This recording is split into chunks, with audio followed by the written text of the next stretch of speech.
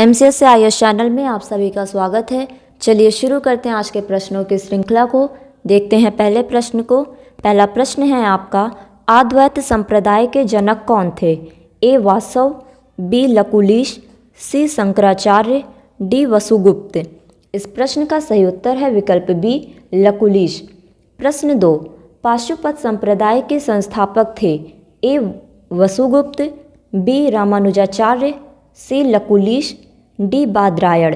इस प्रश्न का सही उत्तर है विकल्प सी लकुलिश। प्रश्न 3, विष्णु के अवतारों का उल्लेख निम्न में से किसमें मिलता है? ए छांदोग्य उपनिषद, बी मत्स्य पुराण, सी ऋग्वेद, डी यजुर्वेद। इस प्रश्न का सही उत्तर है विकल्प बी मत्स्य पुराण।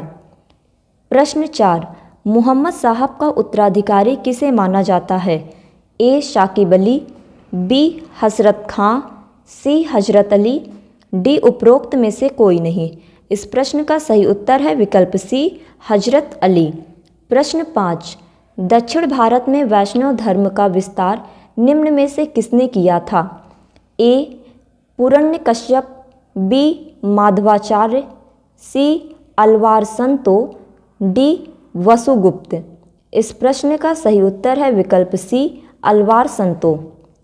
प्रश्न 6, श्री कृष्ण का सर्वप्रथम उल्लेख कहाँ मिलता है? ए छांदोग्य उपनिषद, बी मुंडक उपनिषद, सी ऐत्रेय उपनिषद, डी जबालोपनिषद। इस प्रश्न का सही उत्तर है विकल्प ए छांदोग्य उपनिषद। प्रश्न 7, कौन सा युग्म सही सुमेलित नहीं है? ए लिंगायत बासव, बी ब्रह्म संप्रदाय शंकराचार्य, सी पाशुपत लकुलिश, डी सनक संप्रदाय निम्बार्क। इस प्रश्न का सही उत्तर है विकल्प बी ब्रह्म संप्रदाय शंकराचार्य। प्रश्न 8, हर्यक वंश का संस्थापक कौन था? आपके विकल्प हैं विकल्प ए अजातशत्रु, बी उदयन, सी बिंबिसार, डी धनानंद। इस प्रश्न का सही उत्तर है विकल्प सी बिंबिसार। प्रश्न 9, छठी शताब्दी ईसा पूर्व में मगध महाजनपद के पहले शासक थे? ए महावीर, बी प्रसेनजीत, सी बिंबिसार, डी अजातशत्रु। इस प्रश्न का सही उत्तर है विकल्प बी बिंबिसार। प्रश्न 10, जब सिकंदर ने भारत पर आक्रमण किया तो मगध के शासक कौन थे? ए हर्यक, बी शिशुनाग, सी नंद, डी मौर्य।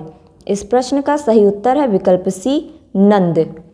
प्रश्न 11, निम्न में से किस शासक का उपनाम कुड़िक था? ए धनानंद, बी शिशुनाग, सी अजातशत्रु, डी बिंबिसार। इस प्रश्न का सही उत्तर है विकल्प सी अजातशत्रु। प्रश्न 12, किसने मगध की राजधानी राजगृह से पाटलिपुत्र स्थानांतरित की? ए बिंबिसार, बी अशोक, सी चाणक्य, डी अजातशत्रु। इस प्रश्न का सही उत्तर है विकल्प डी अजातशत्रु। प्रश्न 13, निम्नलिखित में से कौन सिकंदर के साथ भारत में नहीं आया? विकल्प है आपका ए नियार्कस, बी आनेसिक्रिटस, सी डाइमेकस, डी अरिस्टोब्यूलस। इस प्रश्न का सही उत्तर है विकल्प सी डाइमेकस। प्रश्न 14, पाटलिपुत्र की स्थापना निम्न में से किसने की थी? ए नागदशक ने, बी उदाइन ने, सी शिशुनाग ने, डी अजातशत्रु ने। इस प्रश्न का सही उत्तर है विकल्प बी उदाइन। प्रश्न 15, नवरोज प्रमुख पर्व है?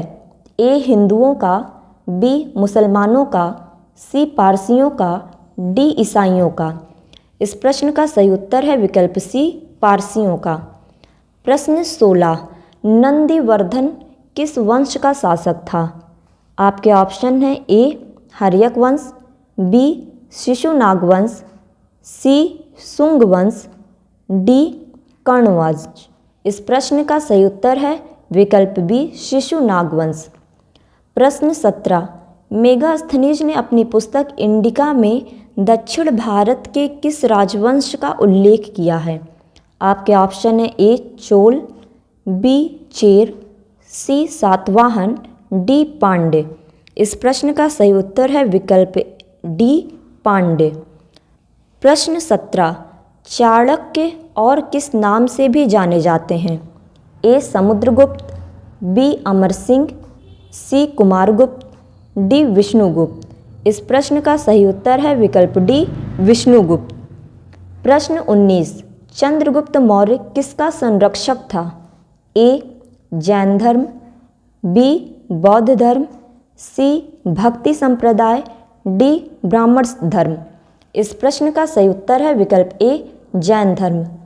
प्रश्न 20, मौर्यकालीन भारत के विवरण वाली इंडिका के लेखक कौन थे? ए मेगास्थनीज, बी वेनसोंग, सी फाहियान, डी इनमें से कोई नहीं। इस प्रश्न का सही उत्तर है विकल्प ए मेगास्थनीज। प्रश्न 21, राजा बिंबिसार के दरबार में उस प्रसिद्ध चिकित्सक का क्या नाम है जो भगवान बुद्ध के निजी चिकित्सक थे? ए अजातशत्रु, बी सारिपुत्र, सी जीवक, डी राहुला। इस प्रश्न का सही उत्तर है विकल्प सी जीवक। प्रश्न 22, चंद्रगुप्त मौर्य के इस प्रसिद्ध राजनीतिक सलाहकार को निम्नलिखित सभी नामों से जाना जाता था इसके अलावा? ए चाणक्य, बी विष्णुगुप्त, सी कौटिल्य, डी समुद्रगुप्त। इस प्रश्न का सही उत्तर है विकल्प डी समुद्रगुप्त। प्रश्न 23, अशोक के आक्रमण के दौरान कलिंग अर्थात पूर्वी प्रांत की राजधानी कौन सी थी? ए तक्षशिला, बी पाटलिपुत्र, सी उज्जैन, डी तोशली या तोशाली। इस प्रश्न का सही उत्तर है विकल्प डी तोशाली। प्रश्न 24, निम्नलिखित में से किसे देवा नाम पिये के नाम से जाना जाता है? ए अमोघ वर्ष, बी कनिष्क, सी खारवेल, डी अशोक। इस प्रश्न का सही उत्तर है विकल्प डी अशोक।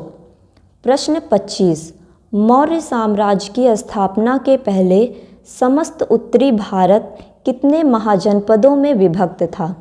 ए 20, बी 16, सी 10, डी 2। इस प्रश्न का सही उत्तर है विकल्प बी 16। प्रश्न 26, निम्नलिखित में से अशोक का कौन सा शिलालेख धार्मिक संश्लेषण अर्थात समन्वय के बारे में कहता है? ए द्वितीय, बी 12वां, सी 13वां, डी 11वां। इस प्रश्न का सही उत्तर है विकल्प बी 12वां। प्रश्न 27, निम्नलिखित में से कौन वह व्यक्ति है जिनका नाम देवा नाम पियदर्शी भी था?